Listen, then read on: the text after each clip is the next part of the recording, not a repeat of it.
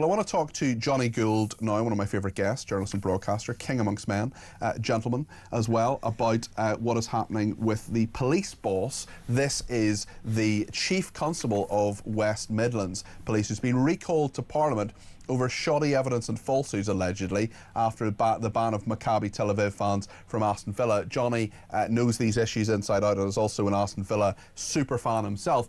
Jonny, some of the evidence that was given was just plain wrong. It was really a total inversion of what happened. They took the Amsterdam report and switched it around. They said that Israeli fans, there were some ultras among them, but that they were going into Muslim communities and causing disruption. In fact, there was a WhatsApp group, as we know, with 900 members. Within that communication were things like a Jew hunt. There was someone thrown into the river. They said it was a local thrown in by a Maccabi fan. It was the other way around, and they said that you can only come out of the canal if you say Free Palestine. I met someone who was badly beaten and ran to his hotel room for cover, and the report included, didn't it, that West Ham Maccabi game that not even the Pools panel could sort of verdict out because it could never happen. It's what we call in AI, I learnt today, garbage. It's when you report something from AI but you don't check the facts, because sometimes, or quite a lot actually, AI pulls out things which they completely make up. So don't use AI. I've certainly had that experience myself, Jonny. Yeah. I mean, you've got a chief constable and an assistant chief constable who came out and said the threat was from Maccabi Tel Aviv fans. You know and I know that some of them are thugs. A small number are thugs who do questionable or indeed horrible things. But the fact that all fans were banned was based on false evidence, and the threat, it would appear to be anyway, given that there were skirmishes, there were trouble, and there was trouble and there were arrests even when the fans were banned, actually came from some Islamists who protested that match. And indeed, and who are we being protected against? Because once the Jews were expunged from Aston, they still had 700 police there. There still was a massive camp, literally on the grass verge, standing underneath the extension of the Trinity Road stand. I was there, I recorded it, I saw it. And what was being said by the Islamist preacher was, you know, potty-mouthed. It was disgusting.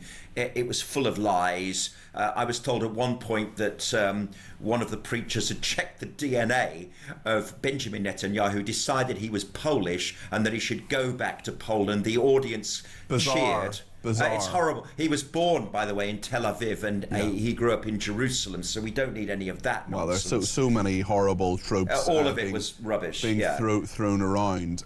Also, in the pro-Palestinian side of things, we have boycott Coca-Cola ads popping up across London's transport network. I should say we have a statement from Transport for London on this, who says these posters are not authorised by TfL, Transport for London, nor our advertising partners, and we've instructed our teams and contractors to remove any that are found on the network. And these things themselves are boycott Coca-Cola ads popping up across London's underground. This is a Free Palestine crowd, another round of anti-Israel propaganda. The actual advertisement itself has a sort of looking like a kind of Santa's boot on a Coca-Cola can. Boycott Coca-Cola. It's canned on stolen Palestinian land, and that is apparently by the Palestine Solidarity Committee. Their logo is on there. Whether they have put them up or not, I don't know. We have contacted them this morning. They haven't got back to us. What do you make of this? Well, they're good at this, Peter. It's been going on for a year or two, hasn't it? I mean, we saw on bus shelters some lies about Israel, which took a while to be reported and taken away. Meanwhile, I was standing at a bus stop yesterday and I saw a legal ad from the Egyptian Tourist Board telling us that if you go to Egypt, you can get diversity unmatched. In a community where the Christian Coptic community, thousands of years old, some of the first Christians in the world, are leaving in fright, and where the Jewish community, over thousands of years they've been left to zero. There are no Jews left in Egypt. So I don't know what kind of diversity they're trying to unmatch with anywhere else, but maybe we're getting to the crux of what diversity truly means with that idea of diversity unmatched in Egypt, Peter. Well, certainly. There's a number of other, I mean, there's so much around I want to talk to you about. I noticed this from the Campaign Against Anti-Semitism, putting this out today. about Hamas allegedly, the terrorists, hiding tons of baby formula to damage Israel with starvation claims. I mean, there's very little that Hamas would not do to damage Israel, will attempt anyway, to win the propaganda war, and so much murkiness in regard to the actual food aid and how that got through or didn't get through during the Gaza war, and indeed is still getting through, Jonny. Yeah, they kept on giving aid. They flooded Gaza with aid in spite of the overwhelming evidence that Hamas was stealing it. I mean, there are videos. If you go to Imshin on X, you will see the Gaza you don't see. And what's so fantastic about her X feed is that it's videos shot by Gazans. In other words, it's what they want you to see. And if only mainstream media were actually able to come up from their rabbit holes and actually report what has been going on, then it might affect the debate. Meanwhile, a lot of nations are beginning to defund UNRWA as well, finally. So maybe some kind of justice will prevail in this terrible 2-year war. Well, it's about time with UNRWA, who have absolutely no moral authority whatsoever.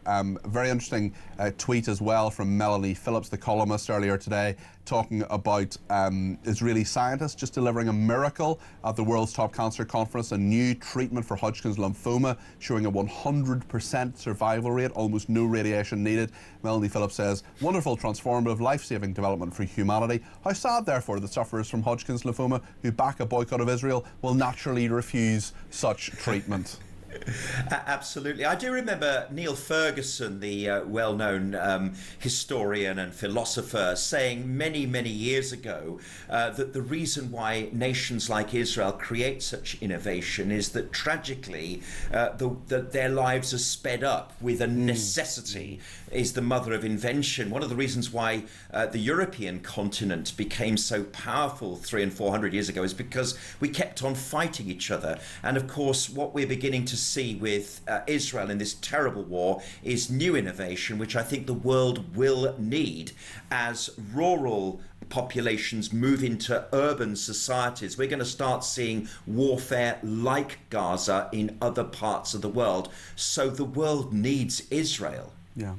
Just finally, before you go, Iceland becoming the 5th country to boycott Israel in next year's Eurovision. Do you care? Well, I did watch in revulsion quite a lot of Eurovision last year, so any sort of moral cleansing of these awful acts actually might help Eurovision, because again it has disappeared through a sort of diversity and multiculturalist rabbit hole, and it is quite awful to watch some of it, and it's supposed to be a family show. Yeah, and actually it was the first transgender person. It was Dana International for Israel, who won a number of years ago with Viva la Diva. Well, Viva Jonny Gould. In Birmingham. In Birmingham. Viva Jonny Gould is all I can say. The journalist and broadcaster, thank you for joining us today. Appreciate that.